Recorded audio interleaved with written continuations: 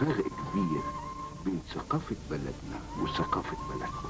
اوعي تقولي كده، انت طول عمرك قلب زي البسطرمة. انت ما تعرفيش انا اقدر اعمل فيك ايه؟ اللي بتقولوه ده ما حصلش. انا هنا زي اي واحده. دي حسنات اللي انت كنت عاوز تشتري لها كل الذهب اللي عند ريمون. يمكن ما اكونش بعمل خير لحد.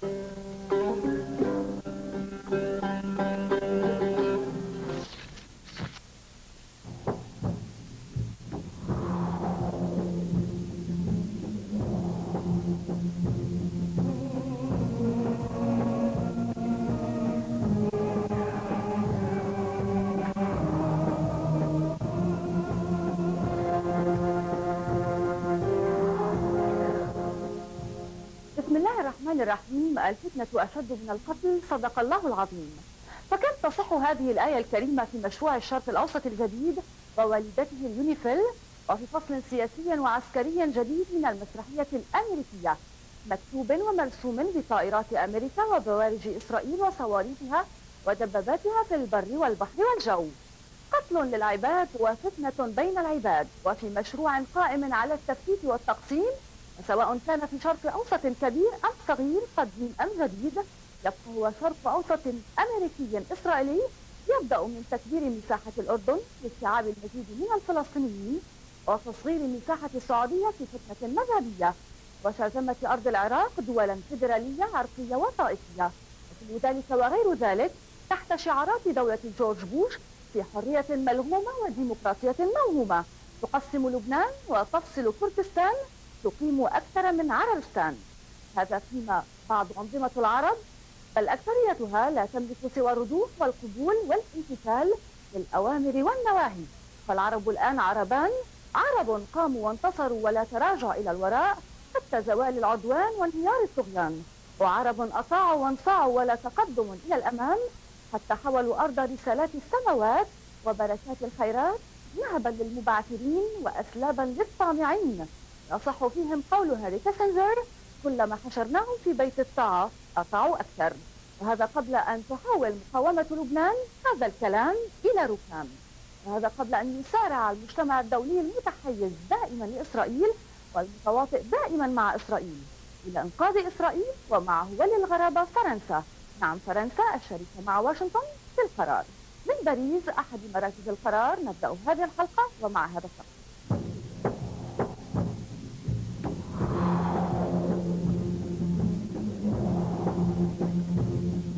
عندما سئلت كونداليزا رايس عن الخطوات التي سوف تقوم بها لإعادة الاستقرار إلى لبنان خلال العدوان الإسرائيلي الأخير، قالت: إن وقف إطلاق النار سيكون وعدا زيفا إذا أعادنا ذلك إلى ما كان عليه.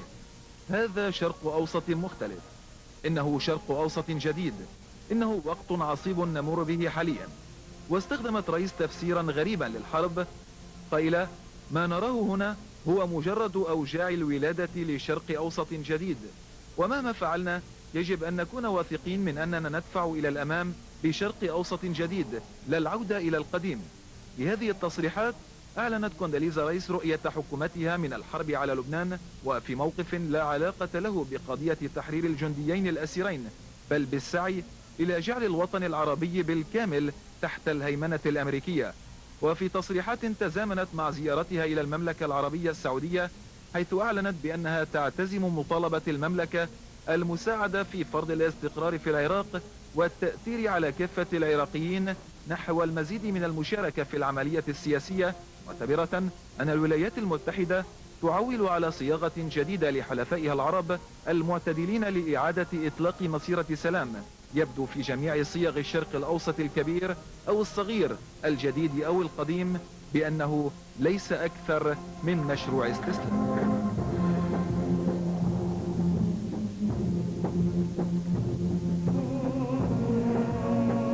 Philippe Goujon, sénateur de Paris et encore membre de l'Union pour un mouvement populaire. Vous êtes le bienvenu. Ma question, c'est que, comme en France, on dit que Charles de Gaulle est le premier résistant français, Hassan Nasrallah au Liban est considéré comme chef de la résistance libanaise. Qu'en pensez-vous? Je crois que la comparaison est difficile, ne serait-ce que parce que les circonstances historiques sont différentes. Il est vrai qu'il y a eu une occupation du sud du Liban, qu'il y a un certain nombre de personnalités qui se sont dressées contre cette occupation, mais que d'un autre côté, il y avait aussi un certain nombre d'actions qui étaient commises à partir du sud du Liban contre Israël. Tout ça a entraîné un conflit dont parce que la le terre au Liban mesure les est conséquences occupée. aujourd'hui. Oui, parce qu'on a une terre occupée, c'est pour cela, se défendre. C'est pas de faire des bêtises dans les terrains occupés par Israël. Est-ce que vous pensez que la présence de l'ONU assure la sécurité et la souveraineté du Liban, à ton avis? Je crois qu'aujourd'hui, l'ONU entre dans une nouvelle phase. La phase passée n'a pas été positive, il faut bien le reconnaître. Il n'a pas empêché les exactions, qu'elles soient commises par une partie ou par une autre. Dans ces conditions, il a fallu transformer complètement l'action de l'ONU. Vous savez le rôle qu'a joué la France, un rôle majeur, un rôle déterminant dans l'adoption de la résolution 1701, ce qui permet aujourd'hui, me semble-t-il, à l'ONU de jouer le rôle qu'elle aurait dû toujours jouer, à savoir un rôle pacificateur et un rôle d'intercesseur. Je crois qu'aujourd'hui, l'ONU a compris, grâce à l'action des différentes puissances qui sont intervenues, à mettre en place une force au sein de la FINUL suffisamment conséquente, avec des moyens suffisamment importants pour vraiment permettre que la paix soit maintenue et éviter surtout que la guerre ne recommence et que les belligérants s'affrontent de nouveau. Est-ce que vous trouvez que l'armement de l'ONU est un peu exagéré dans ce temps-là? Non, je ne crois pas. À l'époque, l'armement était insuffisant. Comme je considère que l'armement de l'armée libanaise est insuffisant aujourd'hui. La France a décidé d'envoyer des moyens très lourds, comme vous le savez, avec des chars de dernière génération qui ont pour mission justement d'empêcher toute violation des accords de cessation des hostilités. Et je crois que c'est la bonne décision qui a été prise. C'est un gros effort que fait la France, une grosse contribution d'envoyer des chars de cette importance, et aussi les autres pays qui participent à cet effort par l'envoi de navires, d'avions, d'hélicoptères. Il y a des voix français qui sont contre la participation de la France dans l'ONU. Est-ce que... Dans la FINUL. La FINUL, oui, c'est... Est-ce que vous pensez que, étant que vous êtes sénateur dans l'Union pour un mouvement populaire, est-ce que vous parlez dans le même discours que Chirac en parle? Est-ce que vous êtes d'accord avec la politique de Chirac envers le Liban? Absolument. Je partage totalement son point de vue, son analyse et son action en ce qui concerne l'effort qui est mené par la France au Liban. Vous savez que la France a des relations multiséculaires avec le Liban et que le peuple français est un ami du peuple libanais et que le peuple français a eu de la peine et a souffert des destructions qui ont été commises contre les populations civiles. Donc non seulement la France a décidé une participation majeure dans la FINUL, et c'est d'ailleurs la position de l'UMP, et c'est la position de la France, mais aussi une aide à la reconstruction et une aide au développement du Liban de façon à ce qu'il puisse se reconstruire comme nous l'avions fait déjà il y a 15 ou 20 ans. Parfois, les gens ou certains analysent disent que ça, c'est une intervention française, c'est une domination de nouveau, c'est un essai de faire revivre le sentiment ancien français libanais, et surtout parfois quand beaucoup de gens ou d'analystes qui sont contre l'acte de Bernard Aimier, étant donné qu'il intervient dans des détails libanais. Qu'en dit-il? Non, moi je crois que, comme je le disais à l'instant, les peuples libanais, les peuples français ont traversé ensemble des épreuves lourdes. Et souvenez-vous l'épisode du Drakkar, où nous avons 80 parachutistes il y a un certain nombre d'années qui ont été tués dans un attentat. Donc nous avons nous aussi eu des morts sur le sol libanais. Le seul objectif de la France, c'est d'aider le Liban à reconquérir justement sa souveraineté. Donc c'est tout le contraire. Il n'y a pas d'intérêt français pour le Liban, dans le Liban. quel est l'intérêt? C'est un Liban qui n'a pas de pétrole. Quel est le but d'aider le Liban en ce temps-là? Avant, quand l'armée syrienne était là-bas, la France n'a pas aucun rôle. Pourquoi?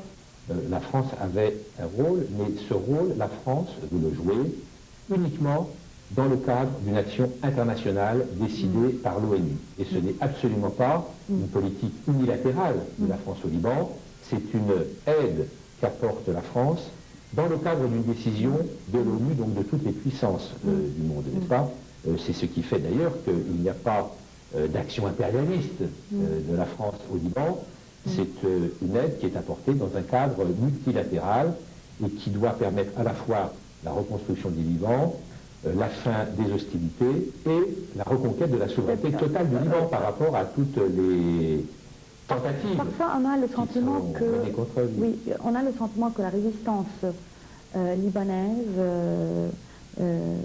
déterminée par Hezbollah n'a pas besoin d'une aide ni arabe, ni européenne, ni américaine. C'est ce que les députés qui sont représentés, Hezbollah est représenté dans le gouvernement et aussi dans l'Assemblée nationale libanaise. On a l'impression qu'ils n'ont pas besoin de cette aide. Qu'en dit-il? Nous n'avons pas l'intention d'avoir de relations avec le Hezbollah ou avec d'autres. Nous avons des relations avec l'État libanais dans le cadre de la mission qui est confiée à la France, et à d'autres pays d'ailleurs, par l'ONU. Nous ne sommes pas là pour défendre, servir les intérêts de tel ou tel, mais véritablement pour défendre la cause libanaise, la paix, la reconstruction, la souveraineté. Étant que dans le Sénat français, comment vous pouvez défendre cette cause libanaise dans le Sénat français? Nous avons organisé au Sénat français un débat où tous les partis politiques ont pu s'exprimer et ont pu dire quelle était leur opinion et faire un certain nombre de demandes au gouvernement français qui était représenté par le Premier ministre, qui était présent tout au long du débat et qui nous a répondu aussi par le ministre des Affaires étrangères. Donc nous avons là un pouvoir de proposition, un pouvoir d'influence auprès du gouvernement français, de façon à mener une action particulière au Liban, mais nous avons aussi des relations bilatérales avec l'Assemblée libanaise et nous recevons assez régulièrement des parlementaires libanais. Il y a d'ailleurs un accord entre le Sénat et l'Assemblée libanaise pour de formation continue, d'échange d'expérience entre les deux assemblées, et ce qui nous permet à nous, parlementaires français, d'avoir une bien meilleure connaissance de la politique libanaise et donc des préoccupations qui sont celles du Liban, afin que nous puissions proposer au gouvernement français les moyens qui permettent une aide supplémentaire au Liban. Et je crois que, je suis même sûr que nous sommes très déterminés, nous Français, que nous soyons parlementaires d'ailleurs au sein citoyen, à aider ce peuple ami à se redresser. Je pense que, comme certains m'avaient dit, que la France est en train de supporter et donner l'aide à l'opposition syrienne. Est-ce que vous avez un avis ou bien une explication de cette opinion qui est répandue, malheureusement? Écoutez, aujourd'hui, je n'ai pas d'informations en ce sens.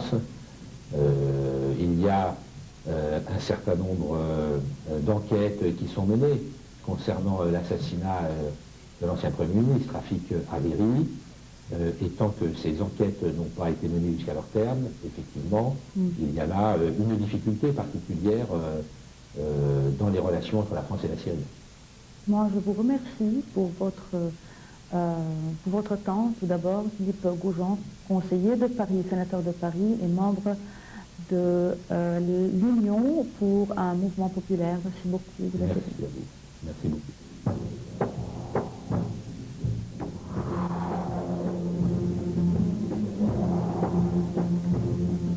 بدأت الخطوات الأولى لمشروع الشرق الأوسط الجديد الذي أعلنت عنه وزيرة الخارجية الأمريكية كونداليزا رايس، التي اعتبرت أن المنطقة تقف على مفترق طرق وأن المطلوب هو السير في طريق الإصلاح.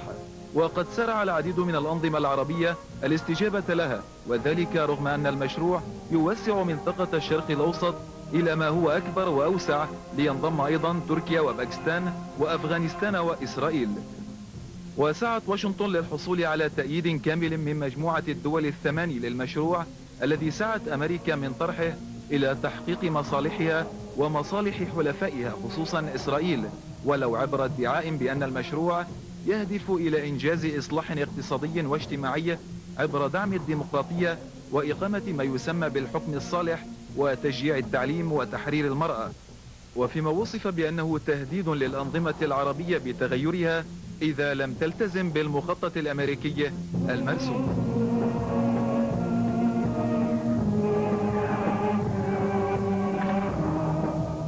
Gérard Dapt, député dans l'Assemblée nationale française, bienvenue. Monsieur le député, ma question c'est qu'en 1978, l'armée UN a été considérée insuffisante et incapable de prendre en charge la sécurité du pays et de dominer comme il le faut.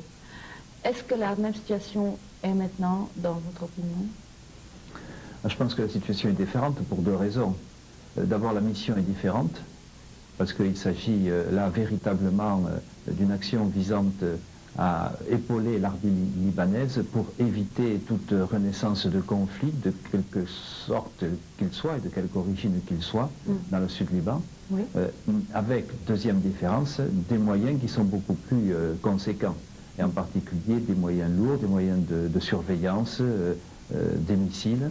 Cela veut dire que cela dissuade non seulement des groupes terroristes éventuels, oui, mais aussi l'armée israélienne, parce qu'elle trouve en face d'elle, y compris les chars Leclerc.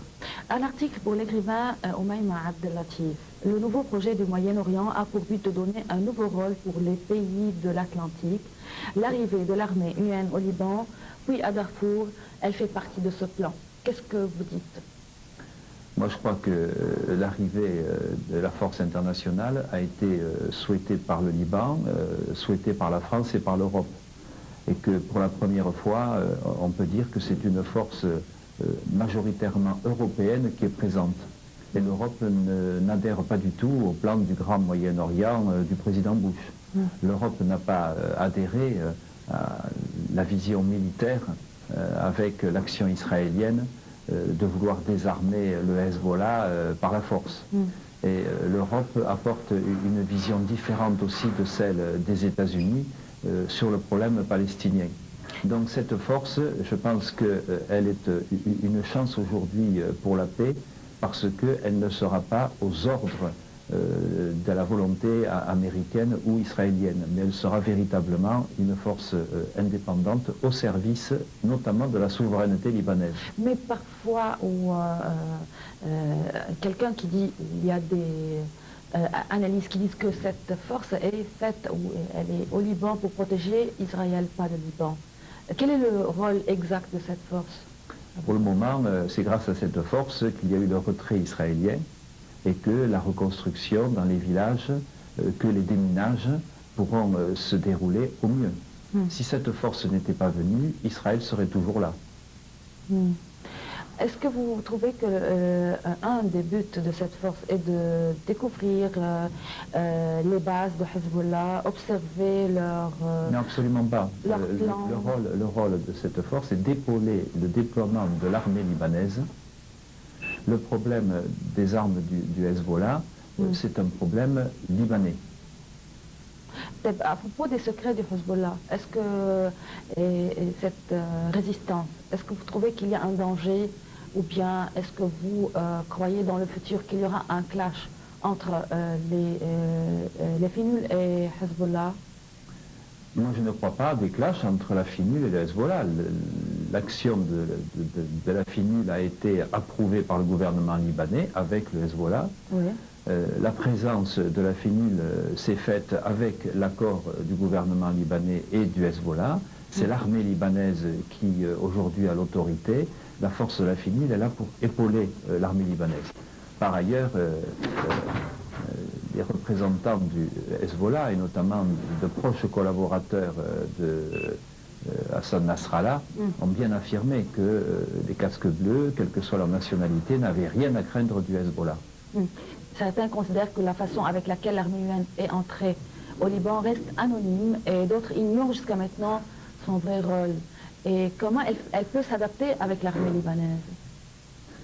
Je pense que l'action de la FINUL est d'accompagner l'armée libanaise. J'ai entendu le général commandant-chef de l'armée libanaise bien affirmer que c'est la souveraineté libanaise qui s'exprime au travers de l'armée libanaise et que la FINUL a un rôle à côté de l'armée libanaise et de pacification. En particulier, l'armée libanaise et la FINUL pourraient s'opposer à des manifestations armées qui ne seraient pas dans le cadre de l'armée libanaise ou de la FINUL, quelle qu'elle soit. Quel est votre point de vue à propos de la réaction de la FINUL si jamais le Liban entra dans une autre guerre, surtout que certaines analyses disent que le Liban va être un second Irak. Qu'est-ce que vous dites sur ça? Oui, ça c'est peut-être l'espoir de certains, mais je crois que les Libanais, y compris les dirigeants libanais, lorsqu'ils sont en désaccord entre eux, ont bien la lucidité de voir que c'est le Liban qui, une fois de plus, pourrait être le terrain de la guerre des autres. En particulier, M. Bush voudrait faire du Liban le troisième front de la lutte contre le terrorisme mondial, comme si le Hezbollah pouvait être assimilé à Al-Qaïda. Et ça, c'est une vue qui n'est absolument pas celle de la FINUL.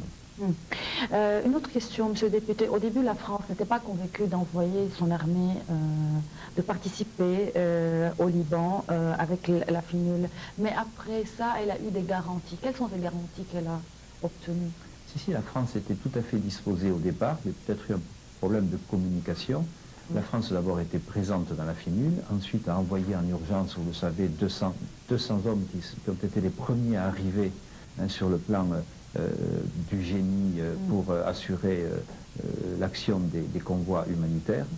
L'action simplement du président de la République a été demandé que soient bien définies les missions de la FINUL, c'est-à-dire que les soldats sous le casque bleu n'aillent pas là-bas et se retrouvent dans des situations où ils auraient une incertitude concernant la réaction ou l'action qu'ils pourraient avoir, et d'autre part des garanties, et qu'il fallait que cette force soit acceptée par les acteurs du conflit, c'est-à-dire le Hezbollah d'un côté et Israël de l'autre.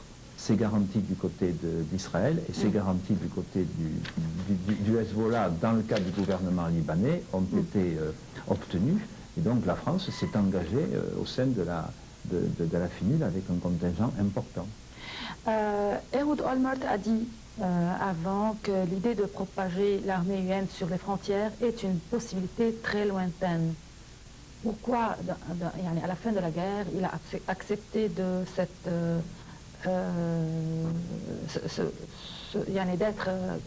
d'avoir la permission de la FINUL d'être sur la frontière entre Israël et je pense qu'Israël a tiré le constat de ce que la guerre qu'il menait était un échec et que le coût en serait beaucoup plus lourd pour Israël, que ce soit en termes militaires et que ce soit en termes diplomatiques et d'image d'Israël.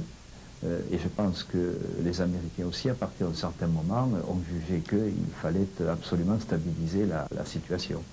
Et donc c'est dans ce cadre-là que, avec une décision libanaise importante, avec l'accord du Hezbollah, de déployer l'armée libanaise jusqu'à la frontière, ça a été une décision historique, puisque l'armée libanaise n'a pas été à la frontière sud depuis l'invasion israélienne. Il y avait, mais en une quantité petite, pas assez autant, une intervention de l'armée libanaise n'était pas dans ce cas assez grande. Est-ce que vous pensez qu'Israël avait peur de la force de Hezbollah? C'est pour ça qu'elle a accepté l'intervention de la FINUL? Je pense qu'il ne s'agit pas de peur, en l'occurrence, il s'agit de réaction. D'abord à la difficulté de l'action militaire qu'Israël a rencontrée, ensuite des réactions au sein d'Israël même, où des oppositions se sont manifestées, enfin aussi, à partir d'un certain moment, des pressions américaines qui ont enfin voulu qu'un cessez-le-feu soit obtenu, parce que l'action israélienne avec l'accord des Américains était jugée très sévèrement, non seulement dans le monde arabe, mais dans de très très nombreux pays. Quelle est votre constatation sur cette guerre? Qui a gagné à la fin? Est-ce que Hezbollah a appliqué Moi, la victoire? je crois qu'il n'y a pas eu de vainqueur ou de vaincu dans cette guerre, qui a eu par contre une victime, c'est le Liban, et c'est tant de victimes civiles, et notamment d'enfants et de civils libanais en très nombreux, en très grand nombre. Oui. La situation nouvelle, on pourrait espérer que de cette situation naisse une occasion pour enfin trouver le chemin d'une paix durable, qui soit juste, hein, et qui respecte à la fois la souveraineté libanaise, notamment le respect de la ligne bleue, de l'espace aérien, de l'espace maritime, aussi le règlement de la question des fermes de Sheba, qui pourrait assurer la souveraineté pleine et entière du Liban sur son territoire. Ensuite, cela doit aller de pair, à mon sens, avec des progrès faits pour le règlement de la question palestinienne, c'est-à-dire la mise en place d'un État palestinien viable, qui pourrait enfin permettre de reconnaître tous les États de la région dans des rapports de paix. Certains critiquent que l'armée UN a dessiné un nouveau chemin ou une nouvelle ligne bleue sans demander l'avis du gouvernement libanais. Comment cela peut être fait? Non, ça c'est l'ONU, c'est le secrétaire général Kofi Annan qui avait déterminé la ligne bleue avec un certain nombre de réserves du côté libanais sur tel ou tel point. Et la FIDUN n'est pas là pour fixer les limites territoriales, donc dessiner la ligne bleue. Ça, c'est l'ONU qui le fait, et il faut l'accord à la fois d'Israël et du Liban. Mais la FIDUN n'est absolument pas là pour dessiner la frontière. Par contre, la FIDUN est là pour aider l'armée libanaise à instaurer la souveraineté libanaise jusqu'à la frontière. Monsieur Gérard Adapt, enfin, vous demandez à propos du boycott français du président de la République libanaise. Qu'est-ce que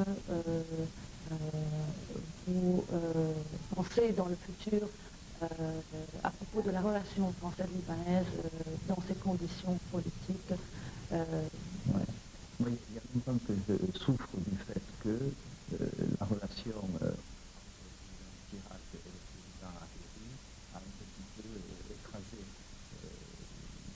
les relations qui devraient être celles d'un ami du Liban comme la France, avec toutes les communautés, toutes les institutions libanaises.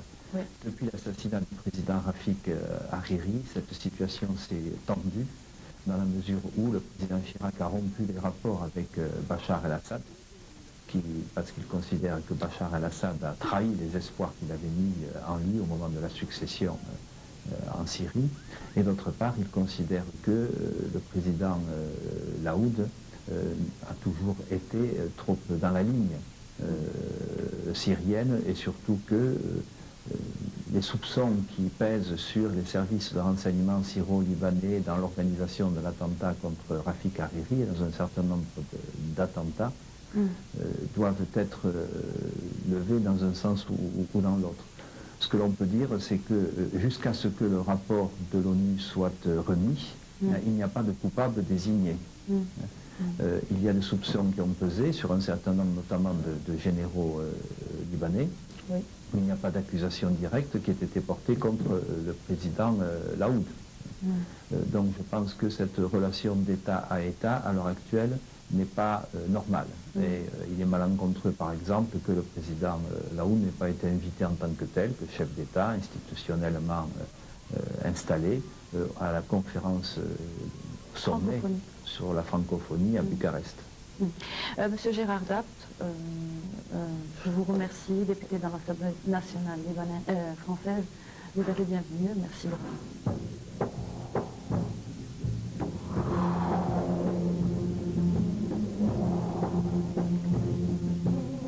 قبل نشوء فكرة الشرق الأوسط الكبير والشرق الأوسط الأمريكي الجديد، طرح رئيس وزراء إسرائيل الأسبق شيمون بيريز في أوائل الستينيات كتابه الشرق الأوسط الجديد الذي نشر عام 1993 في مخطط يرمي إلى جمع دول الشرق الأوسط في سوق مشتركة بعد تحقيق السلام المزعوم، بحيث يعزز قيام هذا السوق.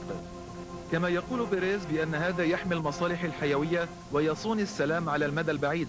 أما الهدف الحقيقي من المشروع وهو دمج إسرائيل في المنطقة بعد إعادة وصياغة شرق أوسط ملائم لإسرائيل بديلا عن شرق أوسط عربي وأمة عربية تسعى إسرائيل إلى الهيمنة عليها والتحكم بثرواتها ومقدراتها. ويجسد مشروع بيريز الذي تبعه شرق أوسط أمريكي كبير الطموح الذي تجسد خصوصا في قيام إسرائيل عام 1948.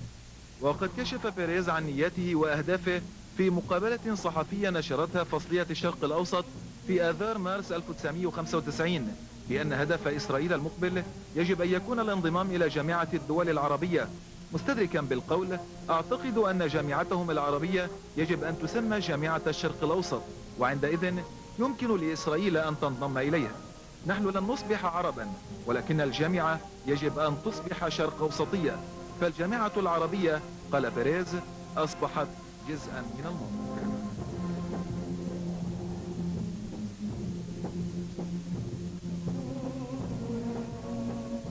Jacques Cheminade, candidat à l'élection présidentielle 2007 et président du Parti Solidarité et Progrès, vous êtes les bienvenus. Monsieur Cheminade, vous avez écrit le 26 octobre 1990. Vous avez dit dans votre article daté le 28 juillet 2006 que vous avez dit en 1990, voici le Liban. Outragé, faut-il dissimuler notre émotion, cacher notre colère? Nous le pouvons d'autant moins que la France n'a pas tenu son serment d'amitié. Comment vous expliquez la nature de la relation entre la France et le Liban au moment-ci? Aujourd'hui, il y a en France tout de même une réaction qui s'est produite depuis que j'ai écrit cet article en France, notamment une réaction des militaires et de Michel Alliot-Marie, et aussi, dans une certaine mesure, du président Chirac, qui disent on ne peut pas laisser écraser le Liban. Donc il faut faire quelque chose pour le défendre. Alors, on n'a pas fait ce qu'on devait. Il y a deux choses qu'il faut faire pour le Liban. La première, c'est d'assurer que les Israéliens se retirent et se retirent complètement, ce qui n'est pas encore le cas ce matin. Et la deuxième, et qu'ils rendent les fermes de Sheba. La deuxième, c'est qu'il faut un grand plan de développement économique pour le Liban. Il faudra probablement dépenser entre 15 et 20 milliards de dollars ou d'euros pour reconstruire le Liban, et ça, il faut le faire tout de suite. Il faut commencer tout de suite. Après la guerre, oui, bien sûr. Il faut reconstruire le Liban. Alors, il ne faut pas dire, on reconstruit le Liban, puis le Liban sera écrasé une nouvelle fois, puis on construira une nouvelle fois. Il ne faut pas... Je veux dire, c'est la dernière fois. Après, on n'admettra plus que des choses comme ça soient faites. C'est inadmissible ce qui a été fait au Liban. Pourquoi la France est toujours intéressée au Liban? C'est parce que... Ah, il y a les mauvaises raisons. C'est l'accord Sykes-Picot de 1916 et le partage entre la France et l'Angleterre. Il y a une bonne raison. C'est un attachement culturel, personnel, aussi de la langue, entre les Français et les Libanais. Alors, ce qui est très important aujourd'hui, je crois, pour la France comme pour le Liban, c'est le rapprochement qu'il y a entre, je dirais, les gens que représente aujourd'hui le général Aoun, c'est-à-dire une majorité de maronites, mais pas seulement. Il y a 25% de non-maronites parmi l'organisation du courant patriotique libre du général Aoun, et le Hezbollah. C'est-à-dire, la population du Liban Sud, chiite, est allée se réfugier en partie dans le nord, au moins la moitié ou les 2/3 d'entre eux, et ils ont été très bien accueillis par les maronites. Et il y a eu pour la première fois, peut-être, dans l'histoire du Liban, une fraternisation de ces deux populations. Moi, j'ai vu, ce qui m'a beaucoup impressionné, la photo d'une jeune femme avec de grandes lunettes noires, disons un chemisier assez ouvert, qui avait un grand portrait de Nasrallah dans les rues de Beyrouth et qui disait, voilà, vive Nasrallah, vive le Hezbollah. Donc on a quelque chose de différent qui se passe au Liban, l'unité dans la diversité. Est-ce que c'est une bonne constatation pour la France? Est-ce que c'est relaxant pour la France d'avoir une unification au Liban, surtout entre Hezbollah et... Ça devrait l'être. Je ne suis pas sûr que le président Chirac soit très favorable à ça. Il est très, comme vous le savez, sous l'influence de la famille Hariri. Signora, le Premier ministre, est en désaccord avec le président Laoud. Donc Chirac est très redevable à la famille Hariri. On sait que pour sa campagne de 1995, la famille Hariri lui a donné les moyens de sa campagne, je dirais en moyens financiers et en hommes. Donc Chirac penche ce côté à tort. Pour le résultat qu'on a arrivé ce moment-là, la France craigne que la population de l'armée UN sur les frontières israélo-libanaises se transforme en une opération qui a pour but de combattre Hezbollah et lui prendre ses armes. Est-ce que la France est toujours sur cette situation, son opinion à propos de l'armée internationale, la force internationale? Il y a trois choses à voir. Cette armée internationale, c'est comme les langues de Zop. Ça peut être bon, ça peut être mauvais. On disait, Zop disait que les langues, on peut parler, dire des choses mauvaises, et on peut parler, dire des choses bonnes. Ça peut être la même chose pour la FINUL, pour l'armée des Nations Unies. D'abord, il faut se féliciter que ce soit les Nations Unies et pas l'OTAN. Bush voulait que ce soit l'OTAN. Et c'est en partie la France, Alliot-Marie en particulier, qui ont insisté pour que ce soit l'ONU. Et d'autres pays, la Chine, la Russie, par exemple. Donc ça, c'est déjà une première chose. La deuxième, c'est qu'il est arrivé en Côte d'Ivoire des choses désagréables à notre armée, produites par des Israéliens. La troisième, c'est que des chars Leclerc, on a envoyé là-bas, nos 13 ou 14 chars Leclerc, c'est pas particulièrement pour combattre le Hezbollah. Il serait très efficace contre les chars israéliens Merbaka. Donc, on a envoyé des troupes là-bas, avec des moyens qui nous permettraient éventuellement de résister à des excès israéliens, qui aussi permettent de contenir éventuellement le Hezbollah, mais il a été admis par le gouvernement libanais, par le Hezbollah, il a dit, il fait partie du gouvernement libanais d'ailleurs, et par la France, que le désarmement du Hezbollah est une affaire interne qui concerne les Libanais. Ça ne concerne pas le FINUL, ça ne concerne pas la France. L'UN n'a pas la mission ou le rôle de désarmer Hezbollah, non, dans votre avis? C'est clair, non c'est clair, c'est dit. Ceci dit, s'il y a des armes qui traînent, ils les prennent, mais c'est tout. Et les armes ne traîneront pas, parce que le Hezbollah pratique très bien l'ordre. Il y a une crainte que l'UN essaie de faire la paix, mais par la force. D'obliger les gens... C'est pas les Nations Unies, c'est les gens qui ont kidnappé le pouvoir aux États-Unis. Et le grand problème des Français, c'est qu'ils ont très peur de John Bolton, qui est le représentant ultra-conservateur, néo-conservateur, entre nous, je dirais fasciste, américain aux Nations Unies. Et la peur, la France, de l'administration Bush, de ce que représente le pouvoir américain. Donc, elle n'ose pas avoir une politique franche d'opposition. On sait que Maurice Gourdeau-Montagne, qui est le représentant diplomatique du président Chirac, a des relations très étroites avec Stephen Hadley, qui est le représentant diplomatique du président Bush. Donc il y a ces rapprochements que moi je considère nocifs. Et les Français croient que Condoleezza Rice a une opinion ouverte et différente de celle de Cheney ou de Rumsfeld. Moi je pense pas, je pense qu'il y a une sorte d'unité, dans la diversité aussi, aux États-Unis, mais que les néoconservateurs et les professionnels comme Condoleezza Rice ont un accord. Colin Powell était très différent, lui. Et maintenant on sait... Il n'est pas... Il n'a pas démissionné, il a été chassé, il vient de le dire dans sa mémoire, chassé par le président Bush et par Cheney. Donc en France, il y a une crainte pour deux raisons. La première, c'est la puissance américaine en général, et la deuxième, c'est que les sociétés anglaises et américaines, les fonds d'investissement, les fonds de pension, les hedge funds, les fonds spéculatifs, possèdent environ 45 à 50% des actions des principales sociétés françaises du CAC 40. Donc on est sous le chantage de ces intérêts financiers anglo-américains qui contrôlent aussi Bush et son administration. En tout cas, vous avez parlé de John Bolton. Une information dit que John Bolton considère la résolution en 1701, elle n'est pas claire à ceux qui considèrent le désarmement de Hezbollah. Est-ce que la France va être poussée à créer une autre résolution, une nouvelle résolution concernant l'armée de Hezbollah? Je ne pense pas. Je pense que la France ferait une folie si elle acceptait de dire que c'est une question internationale de désarmement de Hezbollah. Le désarmement de Hezbollah doit être et rester une question interne, propre au Liban. Le Hezbollah fait partie du gouvernement libanais. C'est ce que Jacques Chirac a dit en 1986. Il a dit que Hezbollah est une force de résistance et l'existence de l'armée syrienne au Liban a ses buts.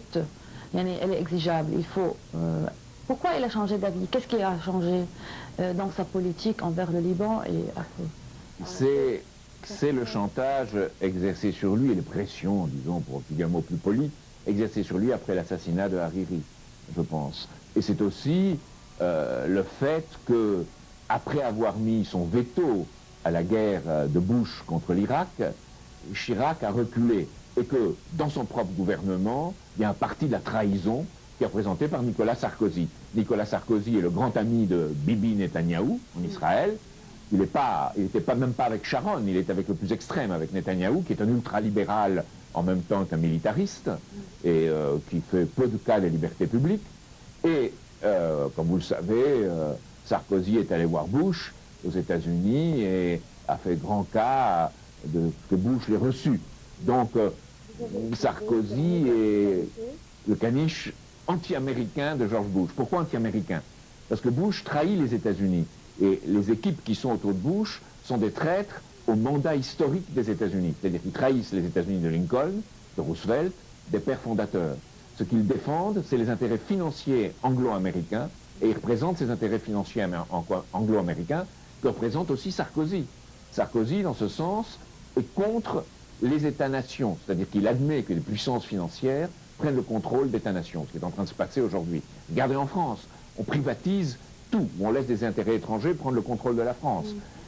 Monsieur Chaminade, l'histoire récente de la France est tout à fait différente des politiciens, de leur rôle ici au plan France vis-à-vis des pays arabes ou bien les pays du Moyen-Orient. Qu'est-ce qui a changé? Pourquoi la France est comme ça dans ce... Est-ce que c'est une révolution sur l'histoire ou quoi? Il y a deux choses. C'est d'abord qu'on a accepté, sous le président Mitterrand, l'emprise des intérêts financiers internationaux. Pierre Bérégovoy ne voulait pas la libération des flux de capitaux en Europe. Et Mitterrand l'a accepté en Europe et dans le monde. Donc Mitterrand a accepté la jungle financière. C'est une erreur grave et c'est même une trahison. Mitterrand, le président Mitterrand, il est connu, appartenait ou était proche du milieu de l'extrême droite française et des milieux de la synarchie financière. Donc il a rempli son rôle historique qui est de servir ses intérêts. C'est un désastre. Et Chirac n'a pas su s'insurger pleinement contre cela parce qu'il a fait des compromis avec eux. Et après tout, une partie de la carrière du président Chirac a été faite par Charles Spinasse, qui était un ancien socialiste passé au maréchal Pétain, un néo-socialiste, et qui a été très proche de ces milieux financiers lui aussi.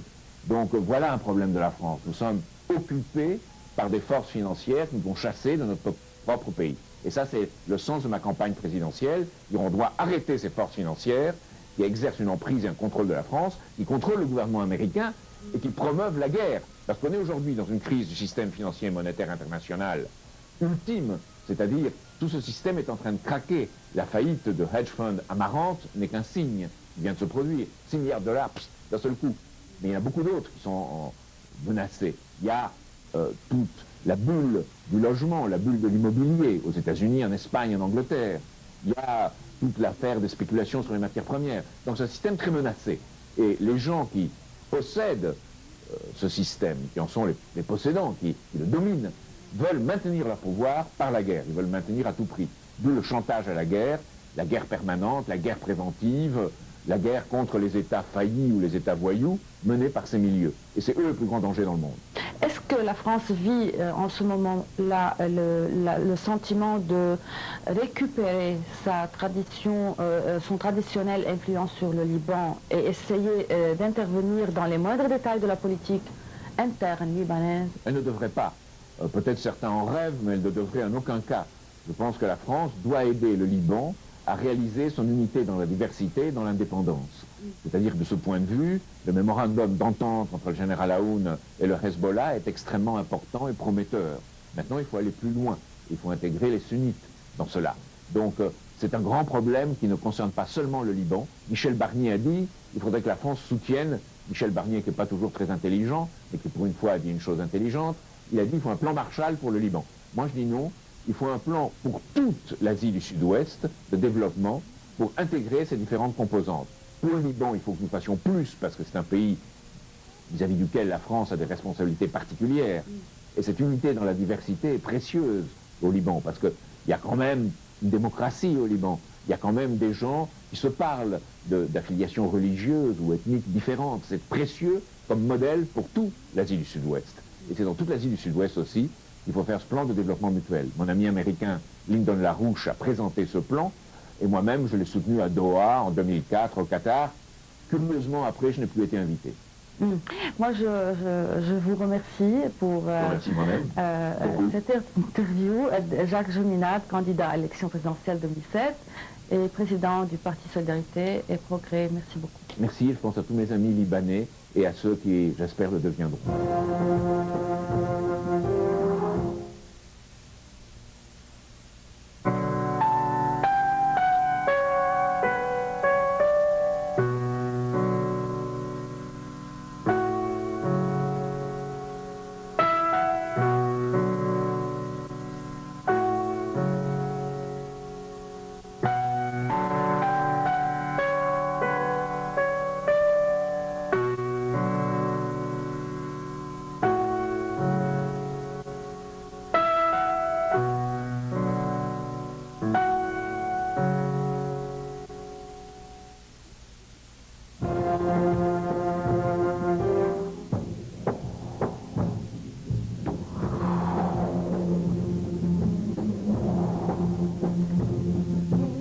أنشئت القوات المتعددة الجنسيات بعد مشروع قرار أعدته أمريكا وفرنسا لدى مجلس الأمن الدولي لوقف الحرب في لبنان.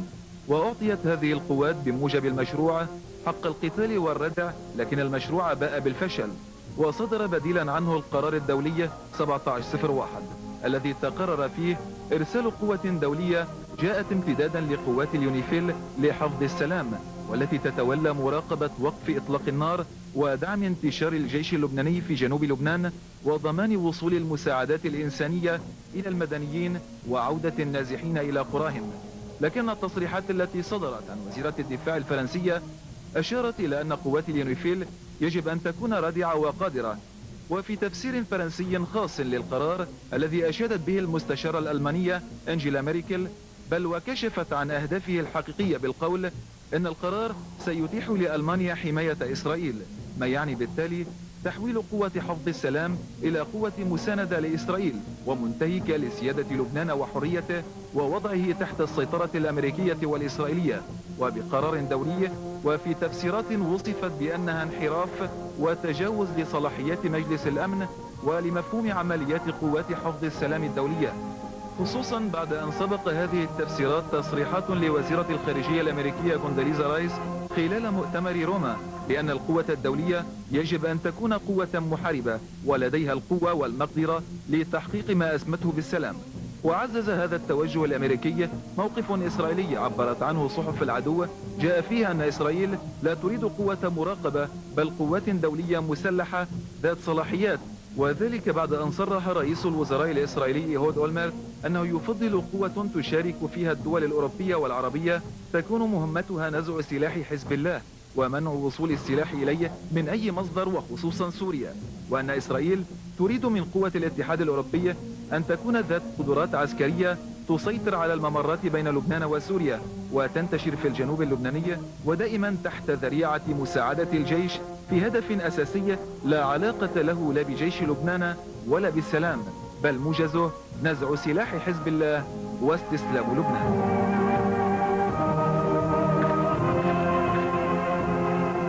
Monsieur Lucien Bitterlin, écrivain français et directeur de la revue France Pays Arabes, vous êtes les bienvenus. Je vous demande au début, à propos de l'article qu'il a écrit le diplomatique américain Nicolas Behrens, il a dit que le NATO doit jouer un rôle au Moyen-Orient pour limiter le terrorisme. Est-ce que c'est possible, à votre avis, ou l'inverse est vrai? Attendez, c'est les Nations Unies, la FINUL ou... La FINUL. La FINUL. Son rôle, c'est de protéger le Liban. Oui. Je pense qu'il n'y a pas d'autre rôle, parce qu'il n'y a qu'un seul adversaire, c'est Israël. Donc la FINUL est sur les frontières pour protéger le Liban d'une nouvelle agression israélienne. D'autres disent que c'est une protection pour Israël. C'est l'inverse.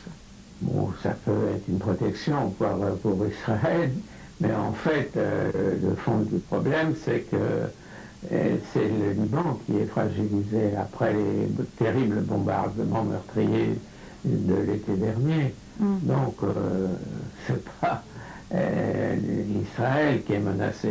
Israël menace tout le monde. Israël dispose de la plus grande armée du monde, même s'ils ont été cette fois un peu touchés par les résistants libanais. Voilà.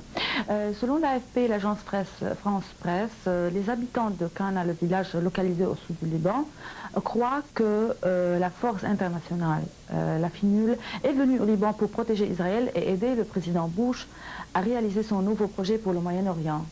Qu'en pensez-vous? Peut-être que Bush a cette idée-là. Hein, vous savez, depuis le temps, on sait très bien ce que veulent les Américains. Le problème, c'est qu'il faut, de côté des Arabes, être solidaire et face à toutes les initiatives des Israéliens et des Américains, parce qu'en fait, c'est ça dont il s'agit. Israël est à l'avant-garde des États-Unis ou est une partie des États-Unis.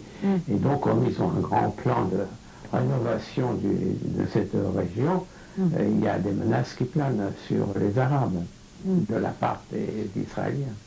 Monsieur Lucien, certains analystes disent ou craignent qu'il y ait ou des crises entre le Liban et la Syrie si l'armée UN ou la FINUL décide d'interférer et de propulser sur les frontières libano-syriennes. Est-ce qu'il y a un danger qui apparaît? Oui, je ne crois pas que le Liban a besoin de la FINUL sur les frontières avec la Syrie. Pourquoi? Parce que ce sont des pays qui ont toujours eu une liberté de circulation, même s'il y a des fois des moments difficiles. La Syrie et le Liban font partie d'un grand ensemble, et pour le bon fonctionnement des deux États, il est tout à fait normal que les frontières soient dégagées de forces extérieures. Il n'y a pas d'intérêt à ce que la FINUL se mette entre la Syrie et le Liban. Ce ne sont pas deux pays étrangers. Le gouvernement libanais ne tient pas à ce que, à mon avis, à moins que ça ait changé, que sa frontière soit préservée par des étrangers parce qu'il y a une menace syrienne. Donc je pense que c'est une ineptie de vouloir protéger le Liban par la FINUL. Le Liban n'a pas besoin de cette protection des Nations Unies. Là, il y aurait vraiment tromperie sur les résolutions des Nations Unies. Certains d'autres croient que la propulsion de l'armée UN entre le Liban et la Syrie est un parti du projet Moyen-Orient, le nouveau Moyen-Orient. Oui, c'est un peu ce que vous disiez tout à l'heure. Je pense que ça fait partie des grandes idées complètement farfelues des États-Unis. Vous savez, les dirigeants américains ne connaissent pas tellement cette région. Et les véritables citoyens américains qui ont parcouru et qui ont vécu au Moyen-Orient, on mettra en garde le pouvoir, l'administration américaine de se mêler de cette affaire. Oui. Dans votre livre « Guerre et paix au Moyen-Orient, les trois défis d'Hafez al-Assad, Liban, Palestine et le Golfe », vous avez publié la carte, du Moyen-Orient. Mais une autre carte qui est, publiée aujourd'hui, une carte du Moyen-Orient, Grand Moyen-Orient ou Nouveau Moyen-Orient. Est-ce que vous pensez qu'il y aura un découpage, un nouveau découpage des pays arabes ou quoi? Ce serait une folie. Ce serait une folie, surtout si ce sont les Occidentaux, les étrangers, qui se mêlent du découpage dans cette région. C'est quelque chose qui est complètement aberrant. Cette région, et notamment le Liban, a trop souffert justement des conflits internes qui ont été attisés de l'extérieur à cause de la présence d'Israël aux frontières. Tout ce qui se passe aujourd'hui, tout ce qui a souffert le Liban provient de l'implantation d'Israël dans cette région et du non-règlement d'un conflit arabo-israélien. Vous avez publié dans votre bulletin France Pays Arabes que président Bachar al-Assad disait les troupes syriennes doivent se tenir prêtes en raison de la situation internationale et des défis régionaux qui nécessitent la vigilance. Le président Assad a ordonné. Le Golan, pourquoi c'est un territoire qui est prévu de toute résistance, à votre avis? D'une part, il y a une résistance au Golan depuis toujours, mais passive, pas une résistance active. Et les Syriens ont voulu montrer, bien qu'ils aient 500 000 réfugiés du Golan aujourd'hui qui n'aspirent qu'à rentrer chez eux, qu'il y aurait un règlement qui a été proposé par les Nations Unies, le règlement donc de la résolution 242 et 338 du Conseil de sécurité, pour arriver à ce que cette région soit libérée de l'occupation israélienne, moyennant quoi on arriverait progressivement entre les différents pays à résoudre le conflit dans son ensemble. Mais les Syriens n'ont pas voulu, disons qu'il y ait une résistance forte à l'intérieur. Pourquoi? Pour quelle raison? Parce qu'ils ne sont pas à même de gagner la guerre. Il y a un déséquilibre militaire entre la Syrie et Israël, soutenu par les États-Unis. La Syrie préfère jouer la sécurité, la sérénité et appliquer les résolutions des Nations Unies. La Syrie a choisi la stratégie de la paix. Oui, donc c'est pour cela qu'elle a montré au monde que si on arrivait à un règlement, on prend exemple sur le Golan qui ne s'est pas révolté, mais qui aspire à la libération de son territoire et à ce que la Syrie ait plein pouvoir. Les Syriens ont combattu en 1973 pour une partie du Golan. Ça a été une guerre terrible, violente. Ils ont retenu au 20 combien de l'espace, combien de surface ils ont pris?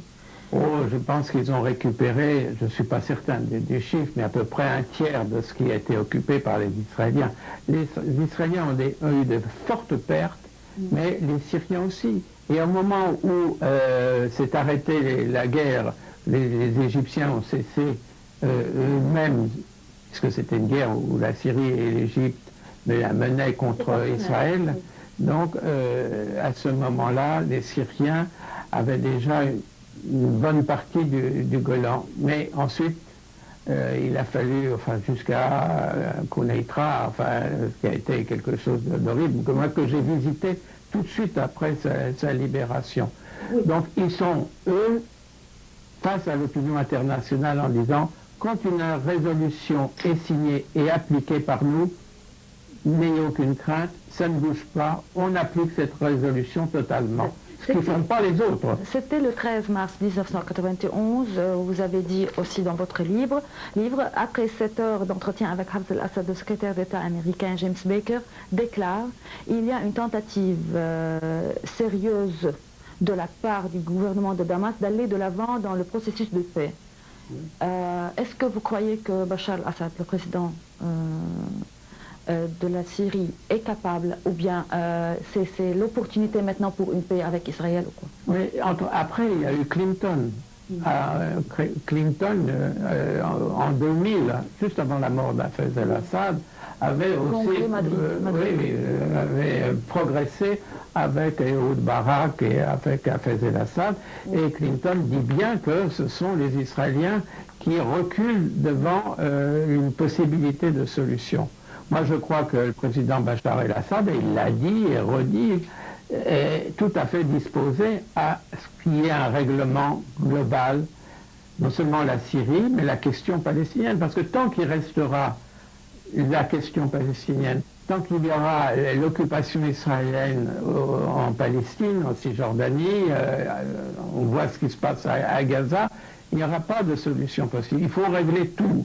Le Liban, la Syrie, faire en sorte qu'on n'ait plus d'autres problèmes avec la Palestine et qu'on arrive à ce règlement global et à la paix entre les pays voisins. mais ce n'est pas ce que veulent en quelque sorte les Américains. Quel rôle de la France? Vous avez écrit aussi Hubert Védrine au Figaro, il a dit « Pour retrouver un vrai rôle d'influence dans la région, il est impossible pour la France de faire l'impasse sur la Syrie. » Bien sûr, c'est le pays clé de la paix. Mais ici, malheureusement, on ne se rend pas compte, historiquement, que la Syrie joue un rôle considérable depuis toujours. Depuis toujours, même si ce n'était pas ce régime-là. C'est le pays clé pour la paix. Même s'il y avait un autre régime, moi j'ai plus confiance en celui-là, dans la ligne de Bachar el-Assad, avec ce qu'il a actuellement comme pouvoir. Oui. Je pense que, après les propositions qu'il a faites, il faut se souvenir de son discours aussi avec le pape. Pensez que c'est quelque chose de formidable quand le pape est venu à la base et c'est le premier pape qui rentre dans une mosquée. Et c'était un grand symbole. Donc il y a volonté de paix de ce côté-là. Et le Liban est pris dans cette guerre qui n'en finit pas parce qu'il y a aussi au Liban des gens qui voudraient la paix tout de suite à n'importe quel prix et d'autres qui veulent une paix définitive, plus solide, dans l'honneur, et faire en sorte que les pays arabes de cette région s'entendent entre eux et ne soient pas victimes de la politique extérieure. C'est ce qu'on espère. Lucien Bitterlin, directeur de la revue France Pays Arabes, écrivain français, je vous remercie. Merci à vous.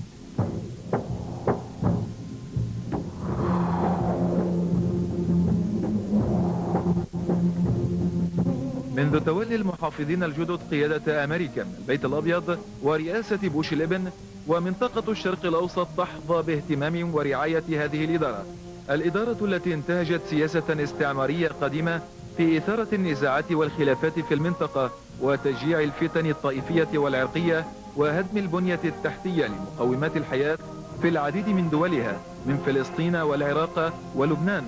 هذا في وقت تطرح فيه الأفكار والمشاريع الجديدة مثل الشرق الأوسط الكبير والجديد وسواهما من المشاريع التي يعد لها في المستقبل القريب والبعيد، وبهدف واحد هو تأمين مصالح أمريكا ودعم إسرائيل ضمانة في الدرجة الأولى للهيمنة على المواد النفطية والاقتصادية والمالية في المنطقة. وكان هناك ردود فعل متعددة ومتنوعة تجاه المشروع الذي رفضته كل من المملكة العربية السعودية ومصر في بيان مشترك خلال زيارة الرئيس مبارك إلى الرياض، تضمن أن البلدين رفضا المشاريع المفروضة من الخارج على البلدان العربية والإسلامية، وأن الدول العربية تمضي على طريق التنمية والتحديث والإصلاح بما يتفق مع مصالح دولها وشعوبها وقيمها وتلبية لاحتياجاتها وخصوصيتها وهويتها العربية وعدم قبولها فرض نمط إصلاحي بعينه على هذه الدول من الخارج، وأن البلدين يسعيان إلى التوصل لاستقرار الشرق الأوسط عبر حلول عادلة ومنصفة لقضايا الأمة العربية والإسلامية. وبالمقابل كانت سوريا في طليعة الدول العربية التي رفضت المشروع الأمريكي، حيث أكدت دمشق رفض ما يسمى بأي إصلاحات بإملاءات أو ضغوط خارجية. انتقد لبنان المشروع الأمريكي في تصريحات لوزير الخارجية في حين جون عبيد عقب لقائه بالقاهرة الرئيس حسني مبارك، معتبرا أن خطوات الإصلاح لا يمكن أن تكون مرهونة برضا أو غضب هذه الدولة أو تلك، ونشد الدول العربية التوصل إلى تفاهم مشترك من خلال الحوار في مواجهة المبادرة الأمريكية، وأن ما يجري في هذا الشأن يعد تجاوزا لكيانات قائمة ولا يمكن تصدير أنظمة ديمقراطية جاهزة إلى دول المنطقة، موضحا أن الديمقراطية هي تراكم ممارسات نابعة من تراث الشعوب، وإلا فإنها لا تكون ديمقراطية، وأن كل ما طرح بشأن مشروع الشرق الأوسط الكبير لا يمكنه إسقاط الجدار العنصري الذي تشيده إسرائيل في الضفة الغربية أو حمل إسرائيل على تنفيذ قرارات الشرعية الدولية، وأن خلو المشروع من الحل الشامل والعادل للصراع العربي الإسرائيلي أمر صارخ لا يمكن معه قبول مشروع أحادي متفرد. هذا وتوالت في حينه ردود الفعل العربية الرافضة للمشروع الأمريكي، حيث أعلن رئيس الوزراء الشيخ خليفة بن سلمان الخليفة أن فرض أي وجهة نظر خارجية بشكل منفرد ليس في صالح دول المنطقة. كما عبر وزير الخارجية السوداني مصطفى اسماعيل عثمان عن رفض السودان للمشروع، معلنا أن العرب يرفضون الإصلاح الذي يفرض من الخارج. هذا إلى جانب الموقف الإيراني الذي جاء في إعلان وزير الدفاع علي شمخاني حينها بأن هذه الديمقراطية المزعومة رأيناها في الأنظمة الديكتاتورية المدعومة من الولايات المتحدة. Timur Göksel, the ex-former speaker of the UN force and the ex-political advisor, good evening. Good evening. Good evening. Mr. Göksel, as a friend also, Soli Ozen, a Turkish professor, said or considered that UNIFIL in Lebanon has a very, very risky mission. Do you agree with this opinion or point of view? Every peacekeeping mission is risky, otherwise you don't need them. Why do you bring them here if there is no risk? It's not a holiday mission, of course there is risk. Mm-hmm. How many risky? No, it's not very risky, because first of all, UNIFIL is not new in Lebanon. UNIFIL has been here 28 years. Mm-hmm. It's a part of South Lebanon. It's been welcomed by the people. People help them, people like them all these years. There's a very close relationship between UNIFIL and the people. It's a part as a point objective or as a bad point? What no, it's a part of life in South Lebanon. I mean, people take them to their homes. There's very good friendship. There's a lot of times that the UN helped them so much. But the thing has changed now. I mean, there's a change in UNIFIL. This is why there is so much noise about it. I wish there was not so much discussion. But the new UNIFIL is not much bigger in size. They have more European countries, France, Italy, Turkish now. Turks are coming small group. French have always been there in different sizes, but now it's a big participation. Why Germany didn't agree at the beginning? No, they don't want to put their soldiers in a situation where they have to face Israeli soldiers. There's historical reason. They don't want their soldiers to be seen dealing with, their history. But now, so the European, mostly European UNIFIL, which on paper has a very different mandate than the original UNIFIL, on paper. The new mandate which is being discussed this week very much in Lebanese newspapers and also by Lebanese politicians includes many, it includes so many powers that UNIFIL originally, the peacekeeping force originally normally does not have. But they are well armed, well equipped. That's right, much better. What is the reason? Well, it looks better. Look, it doesn't really matter what you have in guns. I spent 24 years in South Lebanon in peacekeeping. The peacekeeping, everybody says a peacekeeping force now should be strong, have better arms, better powers. I don't believe that. What you need in peacekeeping is also the will of the countries that are part of UNIFIL. Is it to protect Lebanon or the land, Lebanese land, or to protect Israel? This is a force in Lebanon. UNIFIL's name is the United Nations Force in Lebanon. Exactly. It has no agreement with Israel. It is agreement only with the Lebanese the political government. analyst of this. No.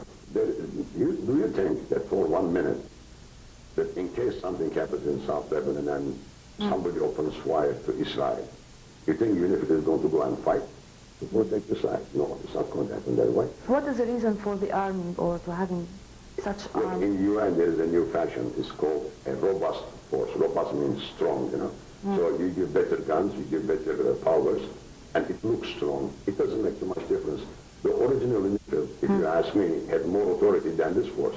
At least the original UNIFIL, because there was no Lebanese army, no Lebanese government.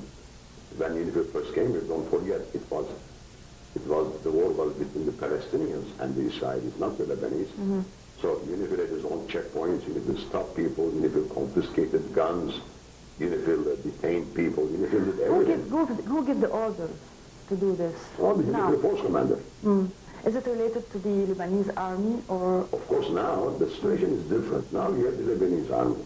You cannot anymore as an international peacekeeping force, you cannot jump in front of the Lebanese army and say we are going to do this. You have to be there to help the Lebanese army because they are the owners of this country and they are the sovereign power in this country. Exactly. Mr. Göksel, some experts believe that it's a first step, the UNIFIL, our first reason for being in the south is to disarm Hezbollah. Do you agree with this? If the Lebanese government says that the United Nations will not disarm Hezbollah, that this is a mission for the Lebanese government, not even the Lebanese. This is what the Lebanese government is saying officially. The army will not disarm Hezbollah. The military will not disarm Hezbollah. We will disarm Hezbollah with a political dialogue. This is the position of the Lebanese government. Now, don't think for 1 minute. What's your advice? No, don't think for 1 minute that anybody in the UN, never mind what you write in resolutions, this and that, don't think that anybody in the UN will use force to disarm Hezbollah. That is not going to happen. Some believe that they are drawing plans, gathering information, and trying with the aims of finding Hezbollah bases and commands to more later or toward the next stage. If Israel couldn't find those, what you are saying, Israel has been looking for Hezbollah weapons for the last 20 years. They have the most unbelievable intelligence sources, technical intelligence, human intelligence. They have agents all over the place. And if they couldn't find them in 30 days of bombing and bombing and bombing, you expect a nice UN peacekeeping force who doesn't want to fight. Do you expect them to find it? Oh, please. I don't think so. The AFP news agency talked about the feelings of the inhabitants of Kana in southern Lebanon. They believe that the international force has come to protect Israel and help the Bush to project the Middle East, new Middle East. No, these are dreams. Look, in Lebanon, every one of you, you are a political analyst. In Lebanon, you have 4 million people, you have 4 million political analysts. These are all conspiracy, Muammar theories, you know. What is UNIFIL to do all that? I mean, how can you change the Middle East by a peacekeeping force which is determined not to get killed here? They are here to stay around and help the Lebanese get their country back together again. I mean, don't look for conspiracies behind this. What is UNIFIL? How can they do it? This is why we are asking you. Some say that the UNIFIL has to stop the arms coming from Syria or elsewhere. Is it true? First, that's also been refused by the Lebanese government. The Lebanese government said this is our job, not UNIFIL's job. Good. And the UNIFIL is not one. Yeah, do you know the Syrian-Lebanese border? All these hundreds of kilometers, it is not a marked border. It is when you ask the people, where is the border, they say, well, it's someplace there. So, look, to control that border, you have to build a fence, first of all. People are crossing back and forth for hundreds of years. So is it possible to do this now? By UNIFIL, impossible. UNIFIL can only advise on technical ways of observing the border. But do you think that UNIFIL will go and look for smugglers carrying weapons from Syria or from whatever? No, this if there is any weapons coming from Syria or... But first of all, your government. Look, this is a peacekeeping force. This is not an occupation force. A peacekeeping force can only come to this country and operate in this country as much as your government allows it. Is it to help us to have our... Exactly. Our... your sovereignty, your sovereignty, your authority, your government, your state authority, to help you to achieve, to gain those things, if you want to. It cannot be forced on you. Look, I mean, look at the legality of it. If tomorrow the Lebanese government says, the Lebanese government says, thank you very much, you've been all very nice, please go home, UNIFIL is finished tomorrow, not 2 days later, tomorrow.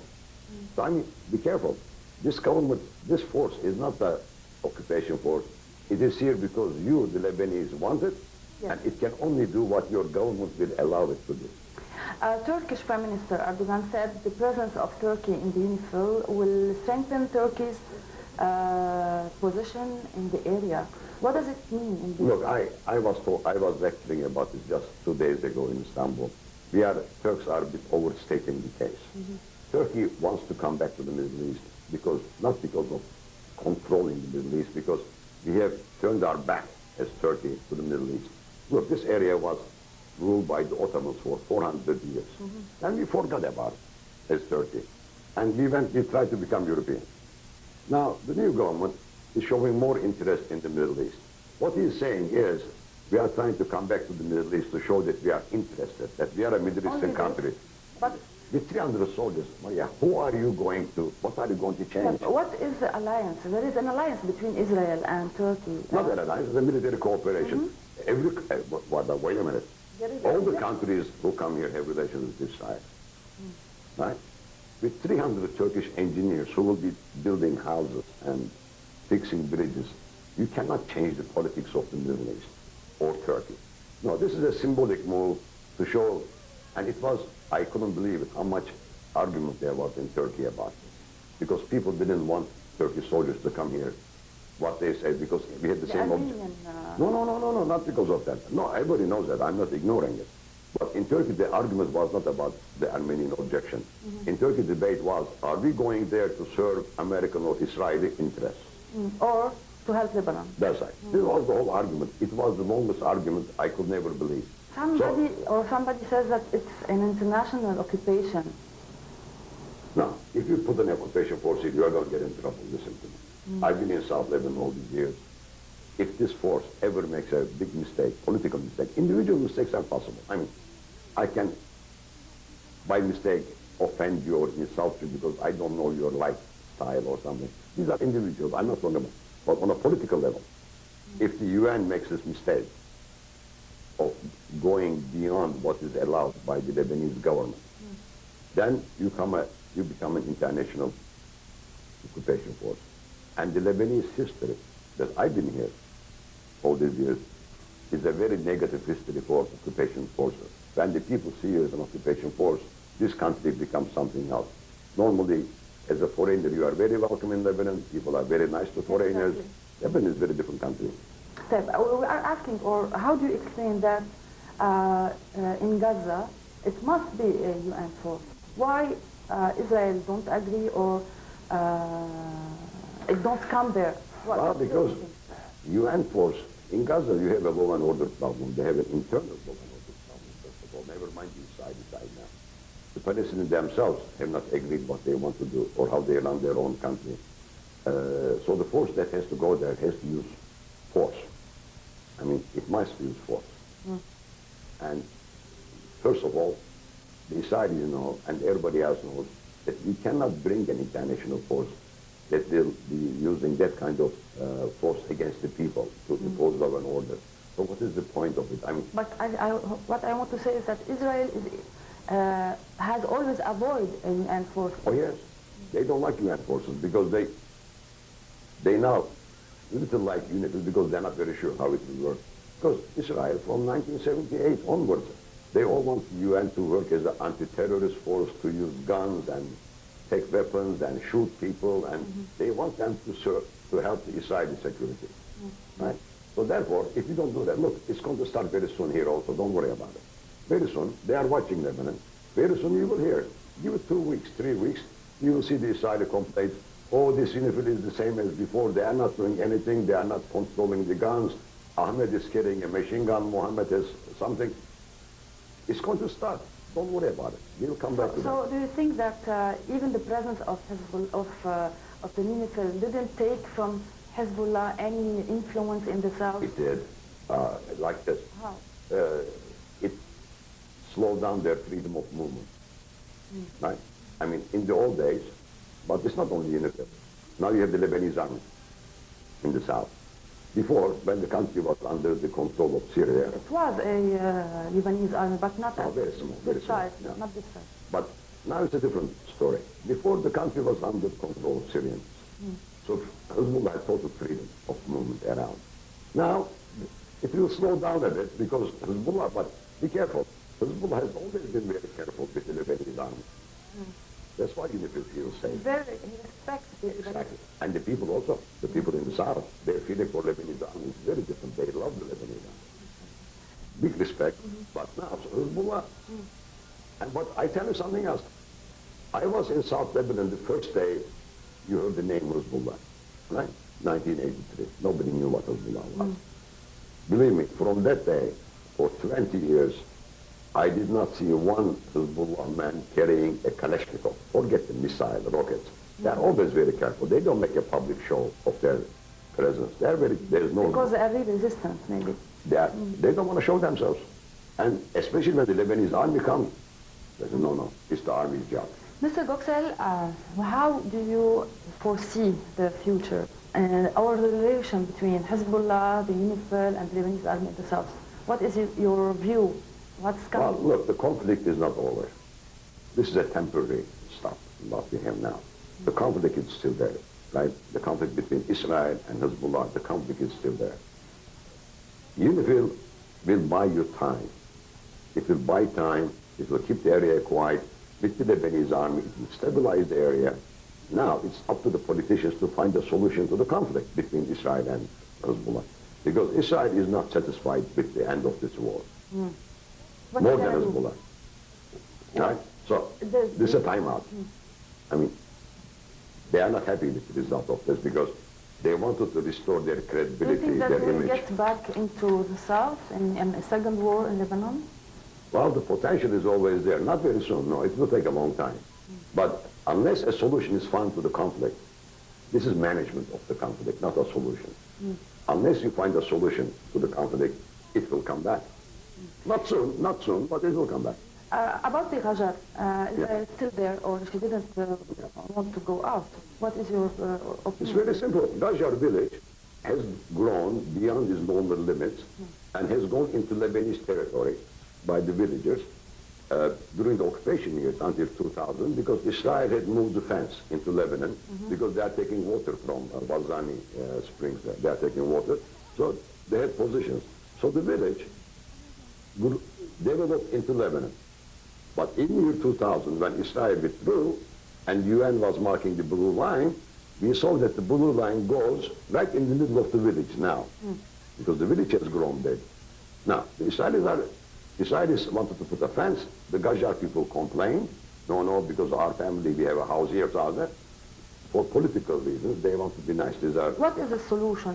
Solution is go back to the original thing. Put a fence on the village, and if the people, because they grew into Lebanon illegally, the people, and Israel allowed them to do it because they didn't want to upset the people. But now there is a solution to make. You cannot tell Lebanon, oh, this is a special case. Your people cannot enter this village because this village there is no fence in the middle and it's dangerous for Israel. Excuse me, you are on the wrong side of the border. Right? Either put a fence or don't tell people that you cannot enter this village because it's Lebanese territory. I'm telling you what's going to happen very soon. To do it. No, very soon, it will start. Some civilians will come. No, that's nothing. They will say, we want to visit our friends in this village. Can you stop them in their own country? Mr. Göksel, you spent 20 years or 24 years. 24 years in the south. Right. This is why you are retired now. You are in Lebanon. This is why you like to stay in Lebanon. Yes. So we have to end our interview in this question. Is there any feeling left from your stay there in the south? And how do you think that the soldiers or the UN people are thinking now? They are coming far away from their country to live in Lebanon for a long time. UN soldiers have always had good feelings for Lebanon, always. It was always a good relationship. I worked very hard for that. I know every single village in South Lebanon. I used to go from village to village. I didn't come to Beirut. You never saw me in Beirut before. I was from the villages. UN has good opinions for Lebanon. These countries that come here are friends of Lebanon. You have to believe that. There is no, at the moment, there is no negative or conspiracy against Lebanon here. There is a sincere desire to help the people of Lebanon.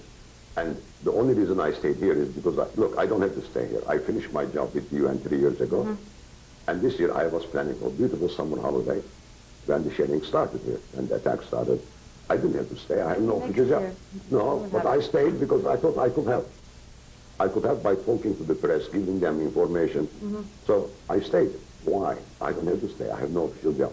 I like the country. I stay. And be sure there are a lot of foreigners who feel the same way. Thank you, Mr. Taimour Göksel, the ex-former speaker and the ex-political advisor of the UN Force. Thanks a lot. Thank you. المواقف المعلنة أو الضمنية لليونيفيل والدول الواقفة وراءها: حماية إسرائيل على حد تعبير وزيرة خارجية ألمانيا وإنهاء المواجهات بينها وبين حزب الله، منع دخول أسلحة إلى حزب الله، الحيلولة دون وقوع مواجهات عسكرية بين إسرائيل وسوريا وإيران، مساعدة السلطة اللبنانية وتطوير تسليح الجيش اللبناني إلى حد لا تمانع به إسرائيل، خلق مناخ سياسي ملائم في لبنان يتناسب مع مشروع الشرق الأوسط الجديد. شو بأيد الحرب؟ مين بأيد الحرب؟ ما حدا بأيد الحرب. مش بس الضاحية خربت لبنان كله. أنا ما بسأل على الحرب على الضاحية، بسأل على الأولاد، الجيل اللي طالع شو بدنا نقول له، شو بدنا نقول لأولادنا. ليكي كل إنسان في له دور بهالدنيا. أنا إنسان خدمت عسكريتي 20 سنة مش لكون بفرنسا. سيد حسن على راسنا وعلى قديس الأرز الدكتور سمير جعجع وعلى وليد بيك، فكلهم ما بيعنوا لي لأنه هول سبب تهجيري من لبنان. حسن نصر الله كمان معتبر إنه مش انتصر 100%، بس إنه منيح على لبنان يعني. لا بأيده ولا بحبه، بالنهاية نحن لا ربحنا ولا خسرنا، اثنيناتنا تأذينا، نحن تأذينا وإسرائيل تأذت، بس نحن أكلناها أكثر. هن بعدوه انتصار، أنا بعده انتصار وخسارة بذات الوقت. الحقيقة ما كنت عم بتعاطف مع حسن نصر الله، أنا عم بتعاطف مع الشعب اللبناني، لأنه نحن كثير هون كنا مأثرين باللي عم بيصير تحت. Pour tout ce qui est Hezbollah, tout ça.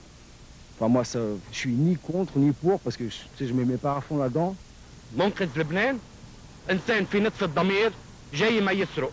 أنا برأيي الجنرال ميشيل عون. كل واحد عنده ولاء للبنان بأيده. Les grands pays comme la France, les États-Unis, l'Angleterre, ils font pas grand-chose là-bas juste parce qu'il n'y a pas d'intérêt pour eux. J'aimerais bien que le Liban y gagne quand même parce que c'est des Arabes et moi je suis quand même un peu arabe, alors j'aime pas trop l'Israël. Parce que c'est eux qui ont provoqué. Ils ont provoqué les Libanais. Tout ce qu'il y a, c'est une question de politique, de religion, tout mélangé, il y a une incompréhension je pense. بتمنى هاي الحرب اللي صارت بيننا وبين إسرائيل بعتبرها أهون من الحرب اللي عم بتصير هلأ جوا، والغليان اللي هذا بيحكي عن هذا وهذا بقوم بتهجم على هذا وهذا ما بعرف شو. بحس حالنا رح نوصل لمرحلة انه اصعب كثير من وقت اسرائيل ونرجع لما بعرف مش 30 يمكن 50 سنة لورا واكثر. يعني اذا في كم واحد بعد ما تهجروا هلا نيبه هالحرب تهجر. Je suis contre la guerre. Je comprends pas pourquoi ils arrêtent pas tout ça là-bas. ما يفكروا بأحقاد الماضي، يطلعوا بالمستقبل، المستقبل ناطرنا كلنا، المستقبل هو منعطف، إذا ما أخذناه بقوة وبأمل هو رح يتغلب علينا. شو بقى الله يعطيهم القوة اللي باقيين تحت. وبعد ها هو الشرق الأوسط الأمريكي الإسرائيلي يتواصل أذى وعدوانا من مشروع شيمون بيريز عام 96 في ذات ليلة سوداء في الدار البيضاء، مرورا برؤية جورج بوش عام 2000، وصولا إلى شرق أوسط كبير يلعب فيه الأطلسي الدور الكبير، وانتهاء وليس نهاية بتنبؤات كوندوليزا رايس عن شرق أوسط جديد يولد من خراب أمريكا ودمار إسرائيل.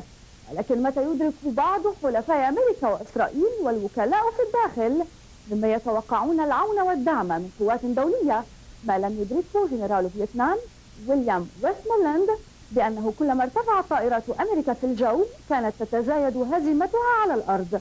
فهل من الغريب أو المستغرب أن يقول لهم سيد المقاومة بصراحة معهودة وجرأة مشهودة: أن أثبتوا أنكم رجال ولو ليوم واحد، فالشرق الأوسط الجديد لا مكان فيه لكراسيكم، ومنذ أن تخليتم عن مسؤوليتكم الأخلاقية والقومية خوفا على الكراسي أن يبقى لكم في هذا الشرق الأوسط الجديد كراسي، وليس معلوما أن تبقى لكم أوطان. نهاية هذه الحلقة من برنامج حكم الشعب للشعب، وحتما لا رقيب.